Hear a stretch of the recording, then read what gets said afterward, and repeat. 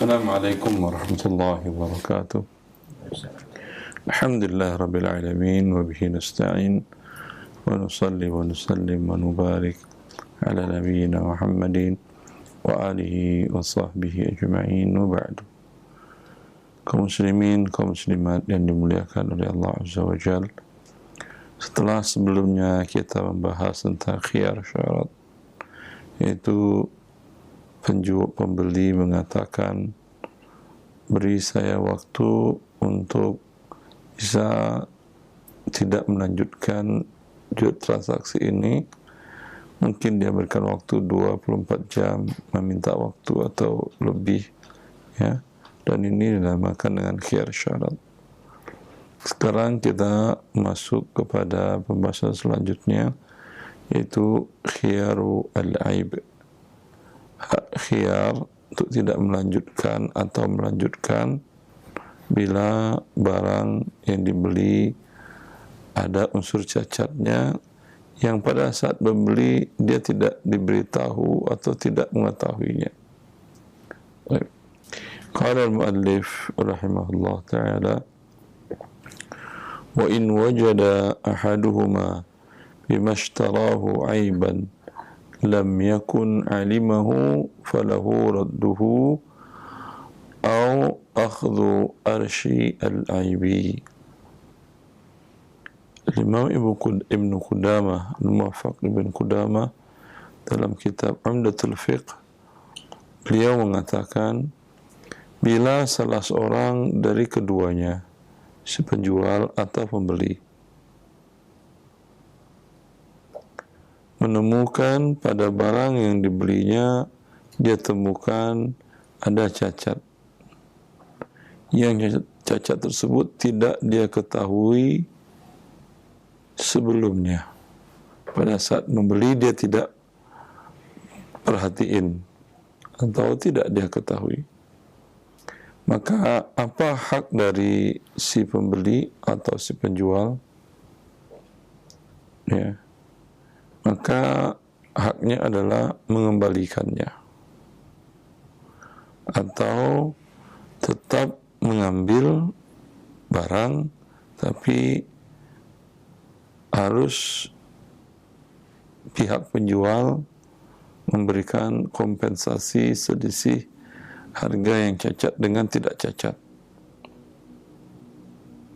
Syarih Profesor Dr. Abdullah Al-Jibrin mengatakan, فالمشتري الذي وجد بالسلعة عيبا مؤثرا في ثمن السلعة فهو مخير بين رد السلعة وأخذ الثمن الذي دفعه وبين أخذ ما ينقص هذا العيب من قيمة السلعة، فينظر كم قيمة هذه السلعة وقت العقد سليمة وكم قيمتها في ذلك الوقت وبها هذا العيب، ويعطى النسبة التي بين قيمتها صحيحة وبين قيمتها معينة من الثمن الذي دفع، ويسمى عرش العيب.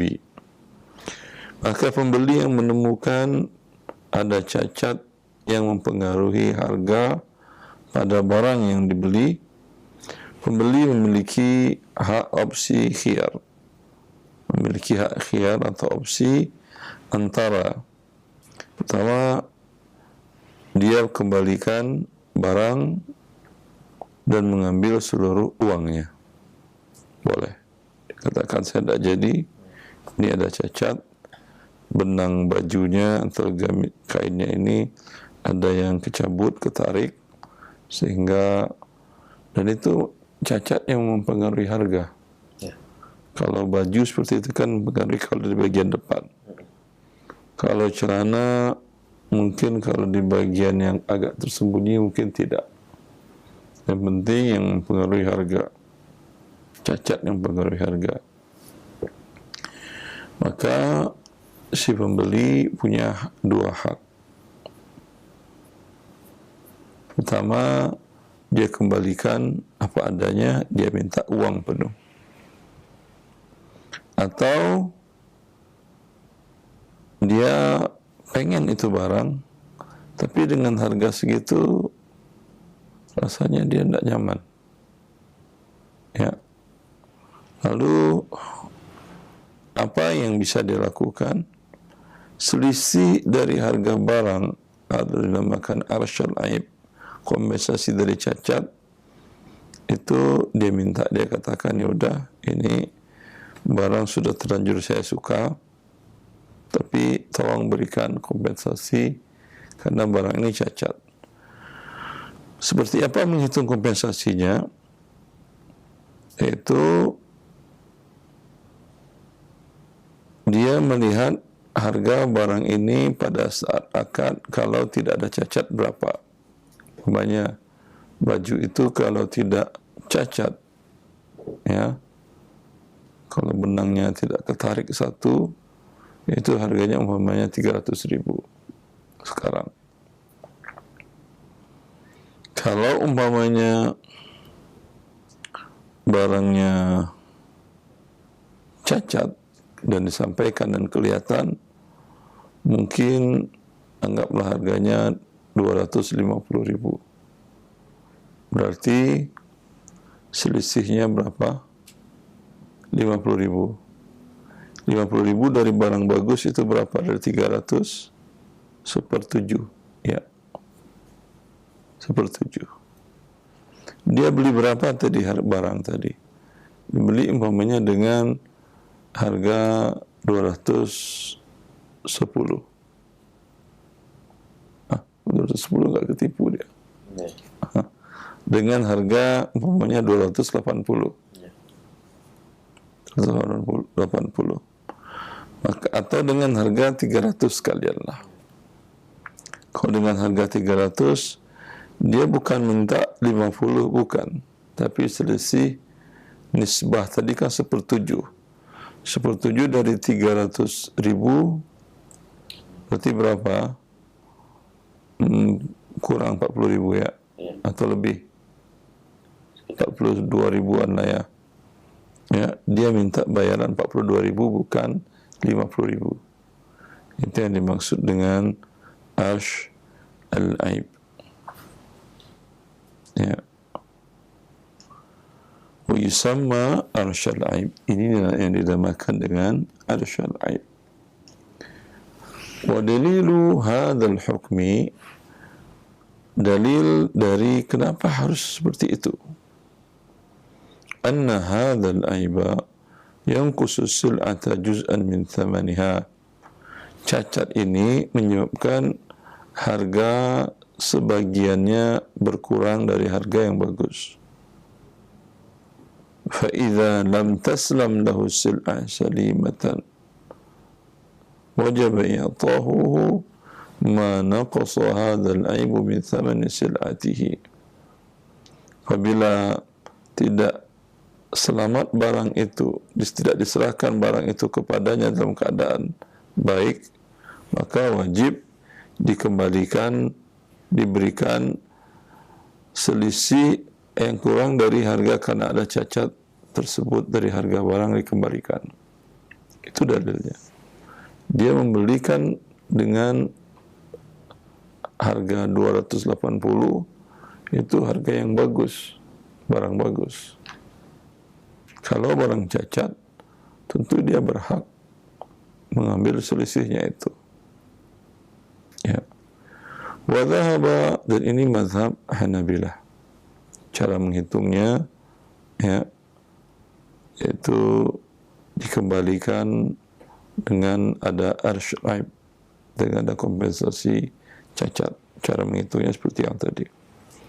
Wa dhahaba ba'du ahli al-ilmi ila anna al-mushtari li sil'ati al-ma'ibati yukhayyaru baina raddiha wa akhdhi ath-thamani alladhi dafa'ahu wa baina imsakiha bi thamani alladhi ishtaraha bihi. Menurut sebagian para ahli ilmu, dan ini mazhab Syafi'iyah, Hanafiyah dan Malikiyah, bahwasanya pembeli barang yang cacat, dia memiliki hak khiyar antara mengembalikan dan mengambil uang yang diberikannya, dan antara dia terima barang dengan harga yang tadi dia ridhoi, 280, bukan dikurangi 42, tidak.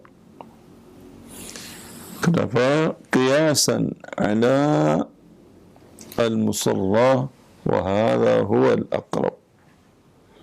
Dikiaskan dengan kasus jual beli tasriyah, dan ini pendapat ini yang lebih kuat menurut al-muallif,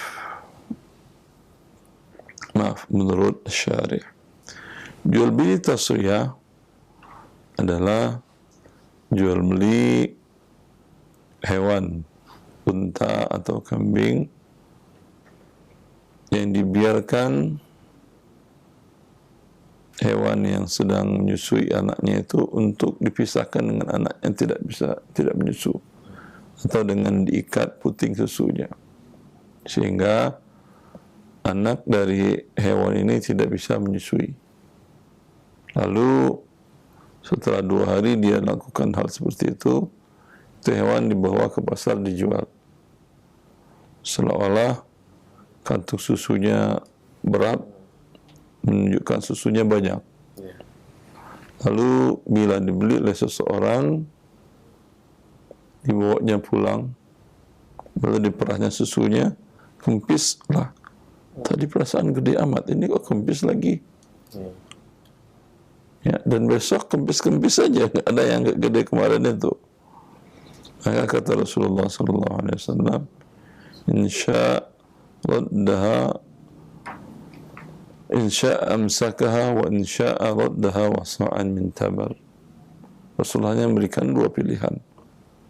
Kalau pembeli merasa tertipu tadi, dia bisa memilih untuk ya udah ini mah biasa-biasa aja lah, tidak masalah.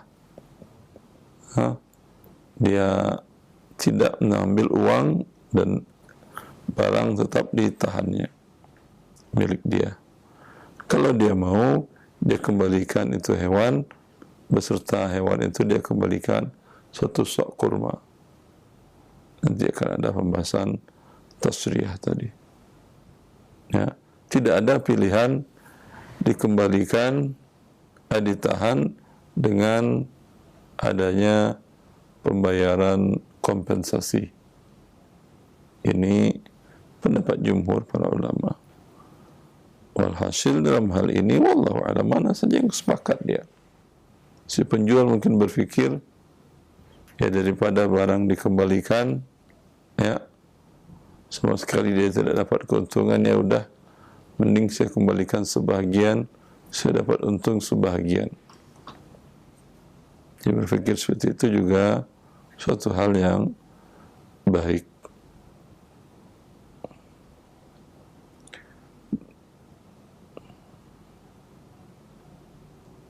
Baik, numasil wala khalas. Baik.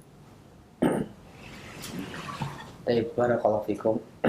Jazakallahu khairan wa barakallahu fikum Ustaz. Terima kasih atas bimbingan dan pelajaran telah disampaikan. Semoga menjadi tambahan ilmu untuk kita semuanya.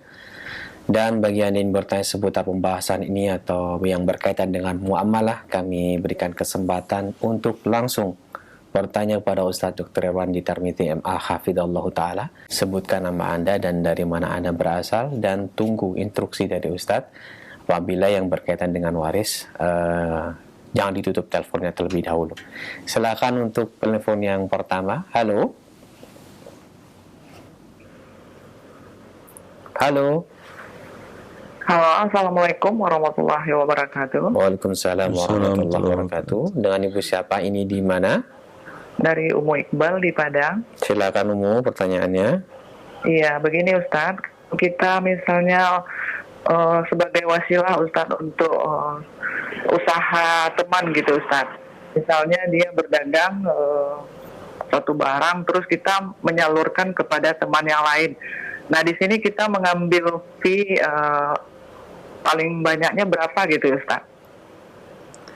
Kesepakatan dengan pemilik barang seperti apa, Ibu? Kesepakatannya seperti itu Ustaz. misalnya dia mempunyai produk terus Belum jelas ya Ustaz ya perkataannya. Tapi secara umum tergantung kesepakatan. Kalau si yang punya barang mengatakan tolong jualkan ini, kalau wasilah hanya perantara saja, tadi tolong jualkan untuk perantara saja. Kalau perantara saja dia cari orang, dia minta fee marketing hanya 2%, 3%. Ya, kalau ada orang nanya-nanya atau dia yang memberitahukan. Tapi kalau yang punya barang bilang, nih bawa silakan kamu jualkan.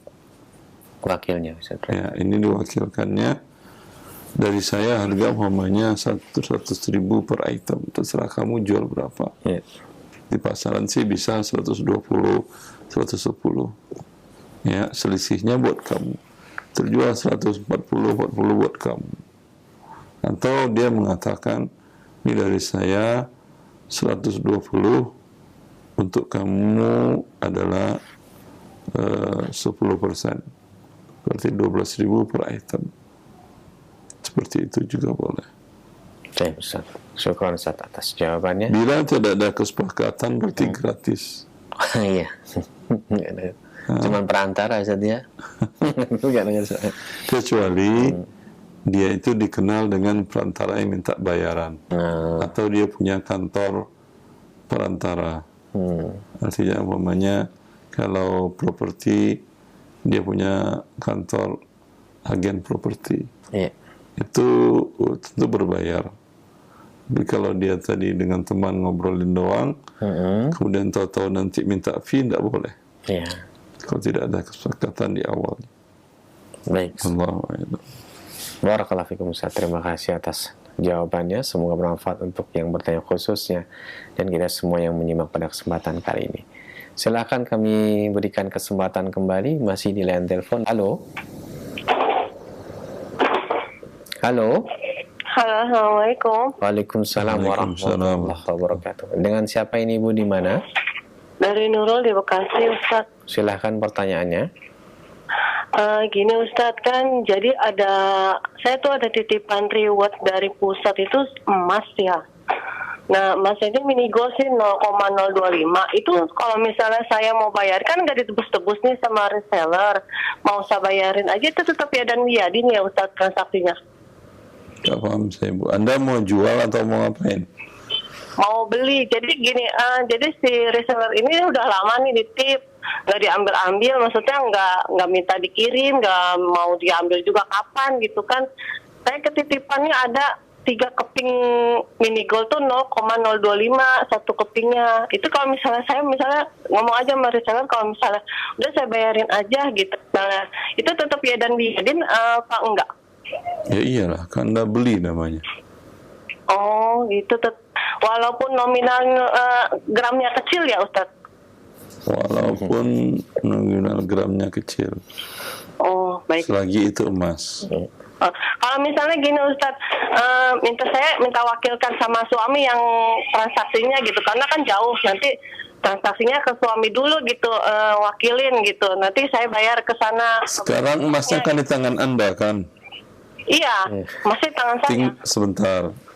Kalau Anda ingin halal, transfer uang dulu, bukan sebagai pembelian emas itu. Oh gitu. Hanya sebagai uang titipan atau uang pinjaman. Ketika sampai berakad Anda dengan dia. Maksudnya, jadi saya transfer dulu ke reseller, harga emasnya dijual dia berapa, misalnya 30.000, saya transfer 30.000 gitu, tapi bukan sebagai tanda beli gitu ya? Ya, Anda titip uang ke rekening dia, bukan jual beli. Setelah sampai ke rekening dia, Anda telepon lagi dia, berakad. Oh, tapi nanti akadnya by WA gitu? Tinggal ditelepon ngomong by WA, belum tentu online. Oh gitu. Anda WA nanti dia jawab besok pagi, ya batal lah. Iya. Oh harus telepon ya Ustadz ya. Jadi akadnya di belakang nggak apa-apa gitu ya Ustadz. Yang penting uangnya nyampe dulu ke sana gitu ya Ustadz. Iya, berarti ini uang ada di tangan dia, emas ada di tangan Anda. Ini sama-sama uang bukan milik dia, emas bukan milik Anda. Tapi sudah di tangan masing-masing pihak. Sekarang mau dipertukarkan. Ya boleh, tinggal telepon, saya beli, uang saya di tangan kamu dengan emas kamu sekian gram di tangan saya. Setuju? Setuju, kata dia, udah halal. Oh, alhamdulillah. Oke, terus saya coba kayak gitu deh. Makasih Ustaz. Iya. Ya, Jazakallah khairan. Baik. Allah yang baik.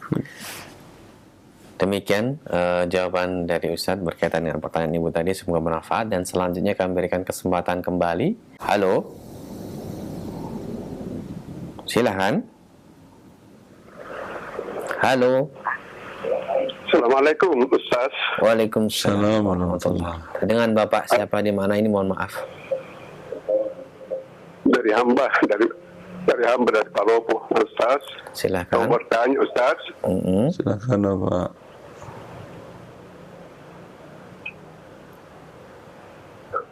Halo. Iya, silahkan Pak. Halo Ustaz. Langsung disampaikan pertanyaan Bapak. Ustadz sekarang lagi mendengarkan. Ada masalah tanya. Ini ada masalah Pak Ustaz. Halo Bapak, Bapak kayaknya kurang siap ini.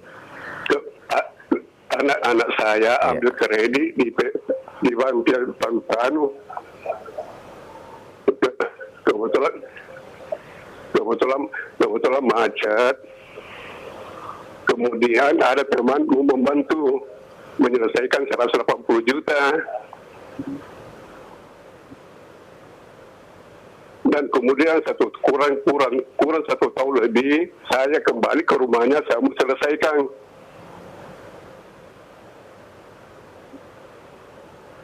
Saya mau bayar 240 juta, tapi dia tolak pembayaran saya. Bagaimana Ustaz? Saya minta tolong dibantu bagaimana jalan solusinya Pak, masalah saya ini Pak. Terima kasih banyak Ustaz. Mohon maaf Bapak kurang paham. Bapak ini pertanyaan tadi 81 juta, kemudian Bapak ingin mengembalikan 240 juta maksudnya? Bapak ditata dulu pertanyaannya dengan baik supaya kami juga bisa memberikan jawaban yang benar gitu. Jadi bagaimana tadi utang di perusahaan macet? Besarannya berapa? Iya Pak, singkat saja Pak. Ya. Ini, Pak, singkat saja. Ada utangnya anakku di bank yang pensiunal 180 juta mau diselesaikan. 180 juta utang anak Bapak mau diselesaikan di bank. Kemudian ada teman mau membantu Pak untuk menyelesaikan di bank. oh, teman mau membantu untuk menyelesaikan, bagaimana Bapak pertanyaan seperti itu? Kemudian kurang lebih 1 tahun saya datang ke rumahnya untuk menyelesaikan, untuk mengembalikan dananya 240 juta. Dari 150 jadi 240 juta. Karena dia tolak, maunya lagi, di atasnya lagi itu Ustaz. Maunya gimana Pak? Ya, paham. Sudah paham? Ya. Ya, Kewajiban makasih Bapak banyak, hanya Ustaz. membayar yang dibayarkan oleh teman tadi. Dia bayarkan 180, 240 Bapak bayarkan, Bapak berdosa 60 riba haram Bapak lakukan. Bapak hanya bayar 180, dia tolak, biarkan saja.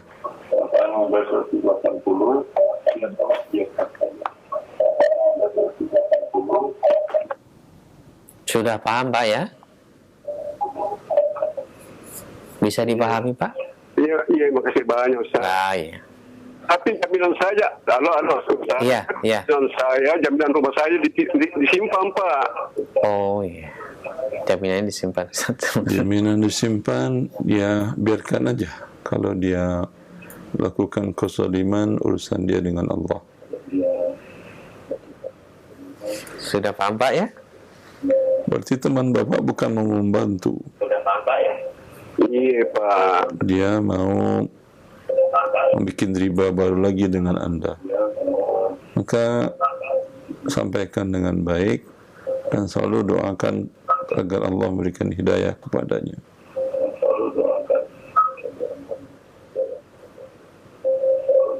Iya Ustaz. banyak Ustaz. Iya. Terima kasih banyak. Assalamualaikum. Waalaikumsalam warahmatullahi wabarakatuh. Terima kasih Bapak atas pertanyaannya. Semoga bermanfaat jawaban dari Ustadz tadi. Dan kami akan balik ke pesan singkat. Assalamualaikum warahmatullahi wabarakatuh Ustadz. Barakallahu fikum. Izin bertanya. Ana memiliki domba jantan dan oleh peternak dikawinkan dengan domba betina milik orang lain. Apakah anak domba yang lahir itu milik ana atau milik yang punya domba betina, Ustaz? Jazakallahu khairan.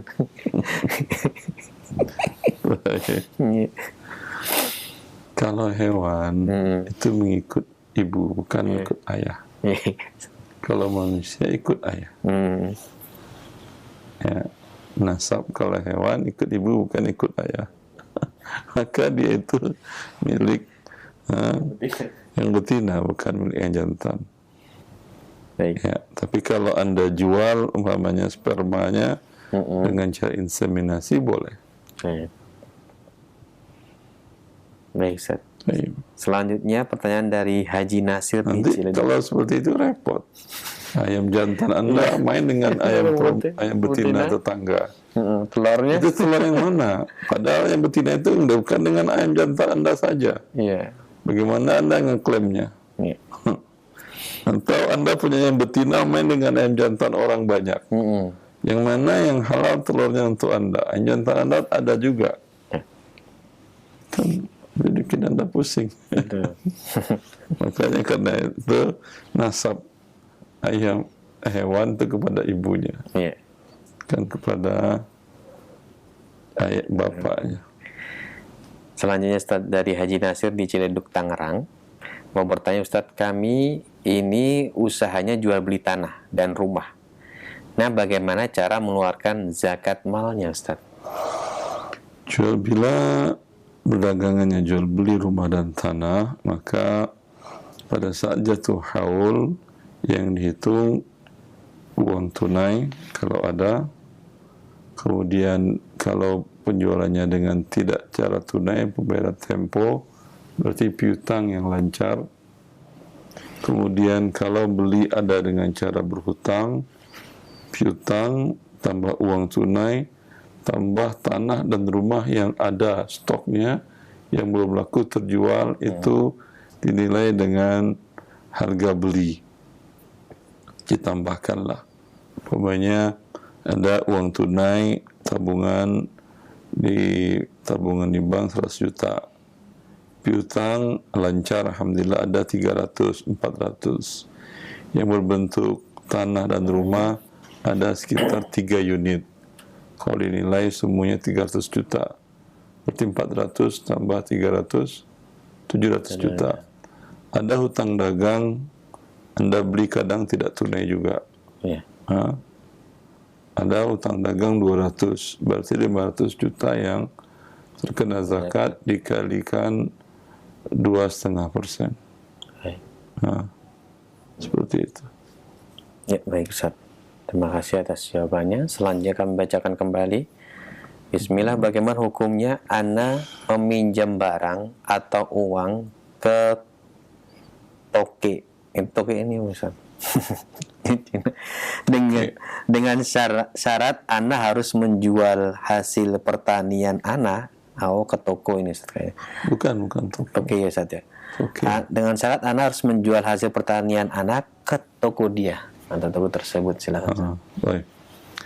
Ini seperti ini diharamkan oleh Nabi SAW, dan seperti ini baik si toke tadi atau renten atau apa namanya tengkulak ya, tingkat kampung, bahkan tingkat internasional, seperti itu dia menghancurkan harta orang-orang yang lemah.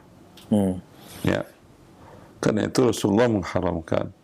La yahillu salafun wa bai'un. Tidak halal menggabungkan pinjaman dengan jual beli. Dia pinjamkan uang dengan mengatakan dengan syarat kau jual barangku kepadaku, barangmu padaku. Ya, itu toke kampung. Toke internasional negara yang memiliki sumber daya alam yang banyak, yang bagus, tapi tak punya uang untuk eksploitasi dan tidak punya keahlian, maka negara yang maju dan punya uang mengatakan, aku pinjamkan engkau uang dengan syarat sumber daya alammu yang ini, kami yang eksploitasi. Ya, dengan harga semau-maunya dia. Ya. Karena itu Rasulullah SAW mengharamkan. Ini mengantarkan kepada riba. Sehingga kalau tidak karena pinjaman tadi, dia tidak akan bisa menekan si petani tadi. Si toke ini tidak akan bisa menekan si petani. Si toke internasional ini juga tidak akan bisa menekan negara yang kecil, negara yang lemah, tapi sumber daya alamnya banyak. Tapi dengan pinjaman tadi, dengan hutang tadi, dia bisa menekan, dan ini hukumnya haram. Ya.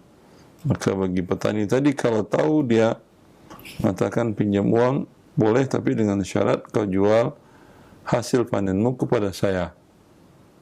Haram dia untuk meminjam.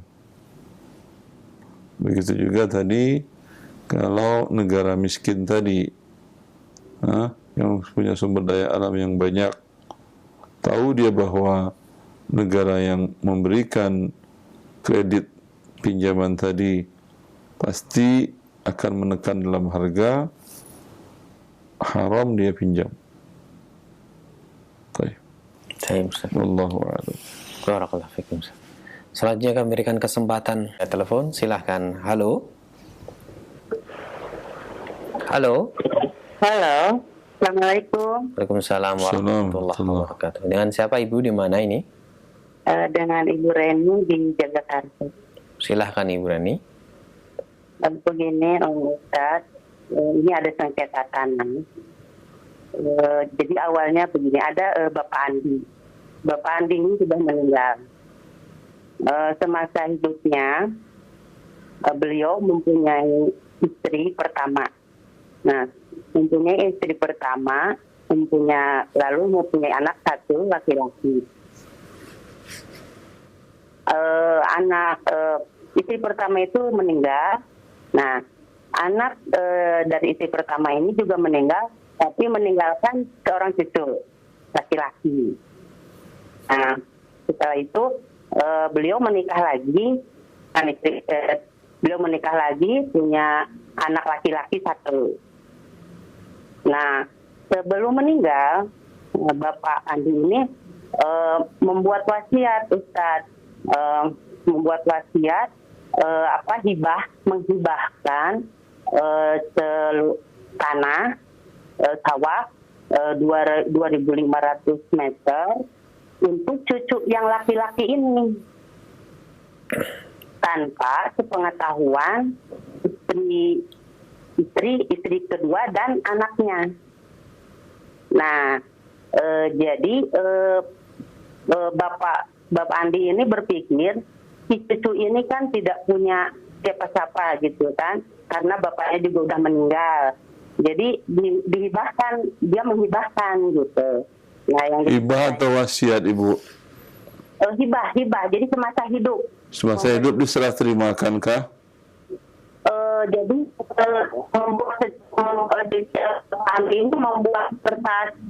membuat ini minta tolong sama keponakan dibikinin surat bahwa beliau memberikan sawah kepada cucunya ini. Jadi yang anaknya sebentar. Sawah itu langsung dikuasai cucu atau masih sama Andi yang menguasai? Sebelum meninggal masih Bapak Andi. Berarti jadi, itu namanya tidak balik nama juga kepada cucu? Tidak balik nama. Jadi tidak balik nama. Tidak. Berarti itu wasiat namanya, bukan hibah. Oh, meskipun ditulisnya masih hidup. Menandatangani, ada surat gitu bahwa saya menghibahkan. Itu Bapak Andi itu membuat surat, saya menghibahkan ini tanah sawah untuk cucu saya ini. Gitu. Paham Ibu. Ibu itu menjadi wasiat namanya Ibu. Tinggal dilihat kalau besarannya lebih dari sepertiga dikurangin, kalau di bawah sepertiga halal buat cucunya itu. Oh ya, ini karena si anaknya itu, yang anaknya masih hidup ini tidak kebagian Ustaz, jadi semua sawah itu buat cucunya gitu, makanya itu lebih sepertiga. Nah, kan saya katakan ya. Si Andi punya harta semuanya cuma sawah itu saja, yang lain nggak punya harta lagi. Cuma sama rumah dan kolam. Nah, rumah dan tinggal dinilai rumah kolam berapa harganya, sawah berapa. Oh iya, iya. Kalau harga sawah itu masih di bawah sepertiga, maka itu sah milik cucu. Ya. Bila lebih dari sepertiga, maka dikurangi luas sawah tadi, yang di bawah sepertiga milik cucu, yang kelebihannya milik waris. Jadi si cucu sepertiga ya? Ya. Ya, ya Ustaz. Alhamdulillah Ustaz. Syukran jazakallahu khair Ustaz. Allah yabarik fiik. Baik Ustaz. Barakallahu fikum, terima kasih atas jawabannya. Semoga bermanfaat untuk ibu yang bertanya. Nampaknya pertemuan kita sampai di sini karena terbatasnya waktu. Mohon ititamnya Ustaz. Fadhil. Ya, ikhwani wa akhwati fillah. Segala sesuatunya bila tidak dikembalikan kepada syariat Allah, atau Anda tidak mengetahui syariat Allah dalam ketentuan-ketentuan transaksi, itu pasti akan membuat ribut satu dan lainnya. Ya, karena itulah Allah Azza wa Jalla menurunkan kitabnya, mengutus Rasulnya agar memberikan keputusan di antara kalian agar kalian tidak menjadi ribut. Ya, semoga dengan kita pelajari syariat Allah, hidup Anda, hidup kita akan menjadi tenang ketika kita bertransaksi dengan siapapun juga, dalam bentuk apapun juga yang dihalalkan oleh syariat. Semoga bermanfaat. Wallahu a'lam bishawab. Sallallahu alaihi wa sallam.